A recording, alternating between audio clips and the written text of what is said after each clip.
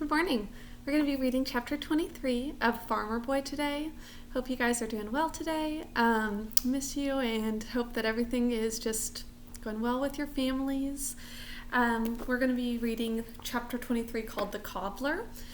So you should have already read about the fall of the year. We heard about butchering time for the Wilder family, making candles. We're going to hear about what they do with the leather hide today. Okay. Now, Mother was worrying and scolding because the cobbler had not come. This is page 285, by the way. Almanzo's moccasins were worn to rags. Remember when he got his moccasins? His older siblings got regular shoes, but he had to wear moccasins still because his feet were growing. And Royal had outgrown last year's boots. He had slit them all around to get his feet in. Their feet ached with cold, but nothing could be done until the cobbler came. It was almost time for Royal and Eliza Jane and Alice to go to the academy, and they had no shoes, and still the cobbler didn't come. Mother's shears went snickety-snick through the web of beautiful sheep's gray cloth she had woven. She cut and fitted and basted and sewed, and she made Royal a handsome new suit, with a great coat to match. She made him a cap with flaps that buttoned, like button caps. For Eliza Jane, she made a new dress of wine-colored cloth, and she made Alice a new dress of indigo blue. The girls were ripping their old dresses and bonnets, sponging and pressing them and sewing them together, again the other side out, to look like new. In the evenings, Mother's knitting needles flashed and clicked, making new stockings for them all. She knitted so fast that the needles got hot from rubbing together. But they could not have new shoes unless the cobbler came in time. He didn't come. The girls' skirts hid their old shoes, but Royal had to go to the academy in his fine suit with last year's boots that were slit all around and showed his white socks through. It couldn't be helped. So this is their one pair of shoes to wear, and they're growing, so it is so important that they have this cobbler come who actually makes the shoes for them. The last morning came. Father and Almanzo did the chores. Every window in the house blazed with candlelight, and Almanzo missed Royal in the barn. Royal and the girls were all dressed up at breakfast. No one ate much. Father went to hitch up, and Almanzo lugged the carpetbags downstairs. He wished Alice wasn't going away.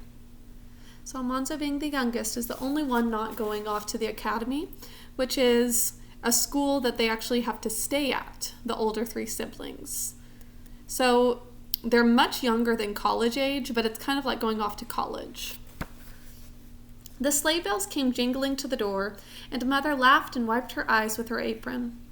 They all went out to the sleigh. The horses pawed and shook jingles from the bells. Alice tucked the lap robe over her bulging skirts, and Father let the horses go. The sleigh slid by and turned into the road. Alice's black-veiled face looked back, and she called, "Goodbye, goodbye." Almanzo didn't like that day much. Everything seemed large and still and empty. He ate dinner all alone with Father and Mother. Chore time was earlier because Royal was gone. Almanzo hated to go into the house and not see Alice. He even missed Eliza Jane. After he went to bed, he lay awake and wondered what they were doing 5 long miles away. Next morning, the cobbler came. Mother went to the door and said to him, "Well, this is a pretty time to be coming, I must say. 3 weeks late, and my children are as good as barefoot." But the cobbler was so good-natured that she couldn't be angry long. It wasn't his fault. He had been kept 3 weeks at one house making shoes for a wedding. The cobbler was a fat, jolly man. His cheeks and his stomach shook when he chuckled. He set up his cobbler's bench in the dining room by the window and opened his box of tools. Already he had Mother laughing at his jokes. Father brought last year's tanned hides, and he and the cobbler discussed them all morning. Dinner time was gay. The cobbler told all the news. He praised Mother's cooking, and he told jokes till Father roared and Mother wiped her eyes. So, they don't get company very much, and they don't hear much about what's going on outside of the farm.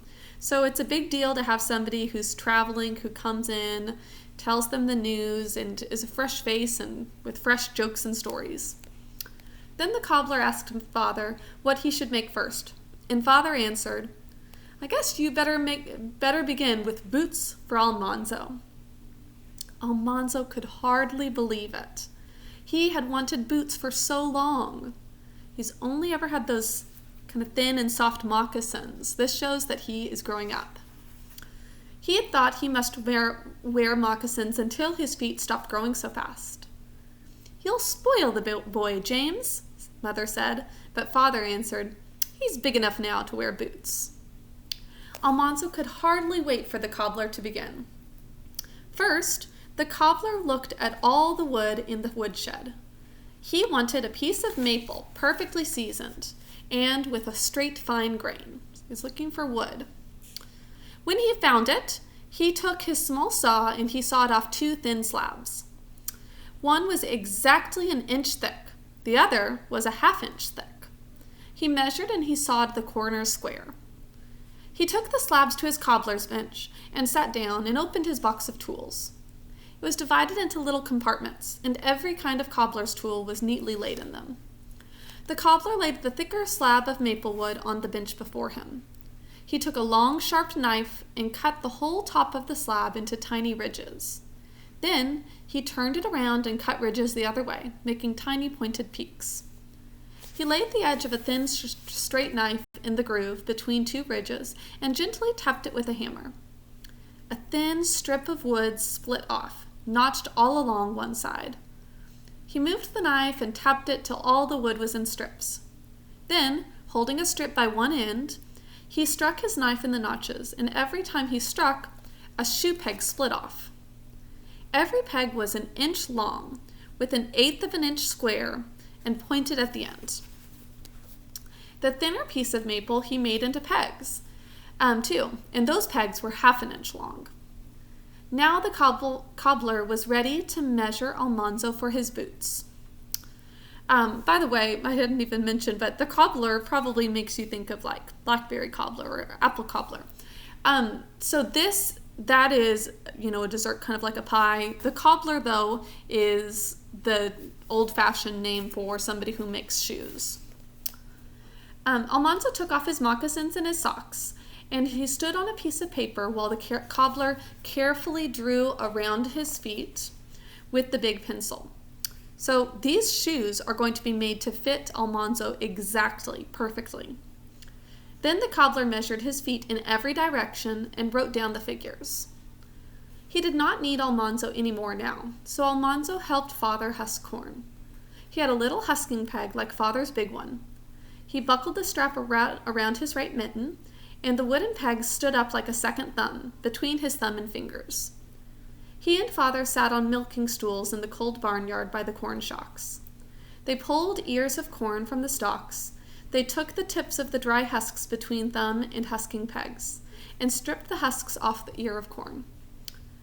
I don't know if any of you have had corn that's are still in the husk like that, but that's the way they would come actually when they're grown, and so they have to peel off those husks.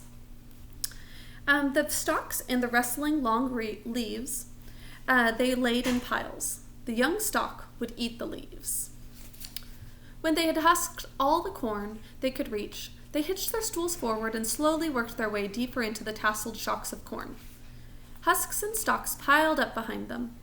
Father emptied the full baskets into the corn bins, and the bins were filling up. It was not very cold in the barnyard. The big barns broke the cold winds, and the dry snow shook off the corn stalks. Almanzo's feet were aching, but he thought of his new boots. He could hardly wait till supper time to see what the cobbler had done. That day, the cobbler had whittled out 2 wooden lasts, just the shape of Almanzo's feet, so that's like the sole. They fitted upside down over a tall peg on his bench, and they would come apart in halves. Next morning, the cobbler cut soles from the thick middle of the cowhide. So the wooden lasts are to go over the foot, and then the soles are what he's cutting now, from the thick middle of the cowhide, and the inner soles from the thinner leather near the edge. He cut uppers from the softest leathers. Then he waxed his thread. With his right hand, he pulled a length of linen thread across the wad of black cobbler's wax in his left palm, and he rolled the thread under his right palm down the front of his leather apron. Then he pulled it and rolled it again. The wax made a crackling sound, and the cobbler's arms went out and in, till the thread was shiny black and stiff with wax. This allows the laces to not ever start to fray. So your own shoelaces, if you have boots, would be really waxy like this too. Then he laid a stiff hog bristle against each end of it, and he waxed and rolled till the bristles were waxed fast to the thread. At last he was ready to sew. He laid the upper pieces of one boot together and clamped them in a vise. The edges stuck up even and firm. With his awl, the cobbler punched a hole through them. He ran the 2 bristles through the hole, one from each side, and with his strong arms, he pulled the thread tight. So he's attaching that leather top to the sole. He bored another hole, ran the 2 bristles through it, and pulled till the waxed thread sank into the leather. That was 1 stitch. "Now that's a seam," he said. "Your feet won't get damp in my boots, even if you go wading in them. I never sewed a seam yet that wouldn't hold water." So that is the mark of really a good cobbler, that he would make it so tightly bound together that there is no way that even water could get through between the leather upper and the sole. Stitch by stitch, he sewed the uppers. When they were done, he laid the soles to soak in water overnight. Next morning, he set one of the lasts on his peg, the sole up. This is what it looks like as he's working.